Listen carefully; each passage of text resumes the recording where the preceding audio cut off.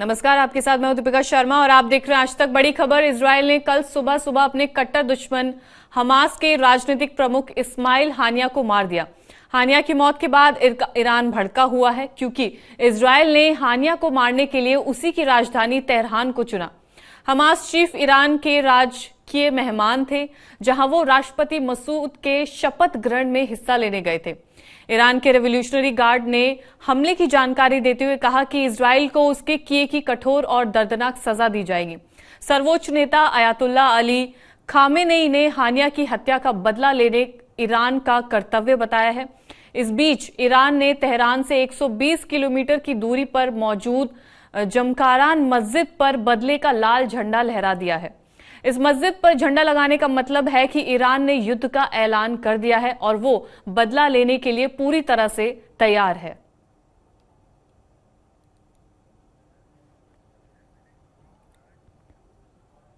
और तेहरान में Hamas chief Ismail हानिया और इससे पहले हिजबुल्लाह के टॉप कमांडर की हत्या के बाद इजरायल ने दुनिया भर में अपने राजनयिक मिशनों की सुरक्षा बढ़ा दी है। वहीं लेबनान और इजरायल के बीच हाल ही में बढ़ते तनाव के मद्देनजर कई देशों ने लेबनान में रहने वाले अपने नागरिकों के लिए एडवाइजरी जारी कर दी है। इसमें नागरिकों को जल्द से जल्द वापस लौटने और वहां जाने की योजना बनाने वालों को अपनी यात्रा स्थगित करने के लिए कहा गया है। एडवाइजरी जारी करने वाले देशों में ऑस्ट्रेलिया, ब्रिटेन और अमेरिका शामिल है। इसके अलावा भारत ने भी कुछ दिनों पहले अपने नागरिकों के लिए एडवाइजरी जारी की थी। 31 जुलाई को ऑस्ट्रेलिया ने जो एडवाइजरी जारी की उसमें कहा गया कि हम लगातार सलाह दे रहे हैं कि अस्थिर सुरक्षा स्थिति और सुरक्षा स्थिति के और बिगड़ने से जोखिम के कारण ऑस्ट्रेलिया लोग लेबनान की यात्रा ना करें। लेबनान में ऑस्ट्रेलियाई लोगों को तुरंत निकल जाना चाहिए। लेबनान में सुरक्षा स्थिति बहुत कम या बिना किसी सूचना के तेजी से बिगड़ सकती है। और अगली बड़ी खबर, चीन लगातार ताइवान पर शिकंजा कसने और उसे अपने क्षेत्र बनाने की कोशिशें कर रहा है। इस बीच ताइवान ने 29 चीनी सैन्य विमानों और 10 नौसैनिक जहाजों को देश के चारों ओर घूमते हुए देखा है। ये जानकारी खुद ताइवान के रक्षा मंत्रालय ने दी है। ताइवान के रक्षा मंत्रालय ने बताया कि चीन के 29 लड़ाकू विमानों में से 13 ने ताइवान के जल क्षेत्र को पार करते हुए देखा है। उस तरफ ताइवान के उत्तरी, मध्य, दक्षिण, पश्चिम और पूर्वी वायु रक्षा क्षेत्र में घुस गए हैं।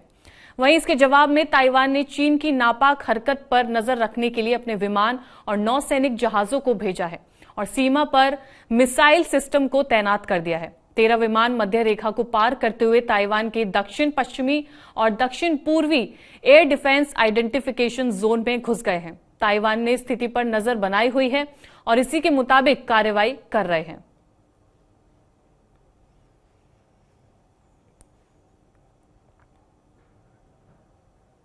और फिलिस्तीन के आतंकवादी समूह हमास के चीफ रहे इस्माइल हानिया की बीते दिन इजरायल द्वारा हत्या कर दी गई। अब इस बीच हमास के नए चीफ को लेकर कयास लगने शुरू हो गए हैं। इजरायली रिपोर्ट के मुताबिक फिलिस्तीन संगठनों के एक्सपर्ट हानी अल मसरी ने कहा कि अब हमास चीफ बनने के लिए वरिष्ठ अधिकारी और पूर्व नेता खालिद मशाल का नाम सबसे आगे है। वहीं हमास के एक शक्तिशाली व्यक्ति खलील अल हया, जो हानिया के करीबी थे, वो भी इस रेस में माने जा रहे हैं। और माना यह भी जा रहा है कि दक्षिण इजराइल पर पिछले साल 7 अक्टूबर को हुए बड़े हमले के बाद हानिया को मारने से नेतन्याहू का बदला पूरा हो चुका है। लगभग 10 महीने पहले गाजा में शुरू हुए युद्ध के बाद से नेतन्याहू दबाव में थे, मगर अब जंग और ज्यादा बढ़ने की आशंका नजर आ रही है।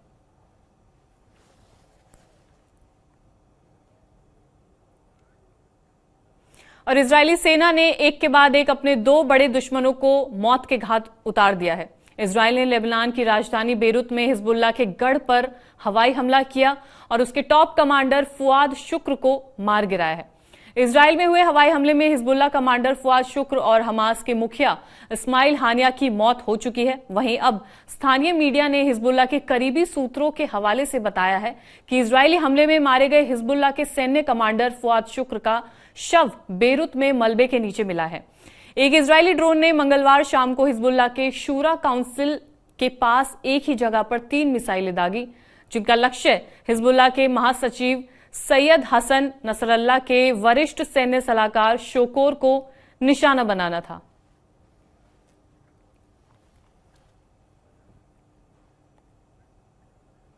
और फिलहाल इस बुलेटिन में इतना ही। कल इसी वक्त फिर होगी मुलाकात, तब तक के लिए देखते रहिए आज तक।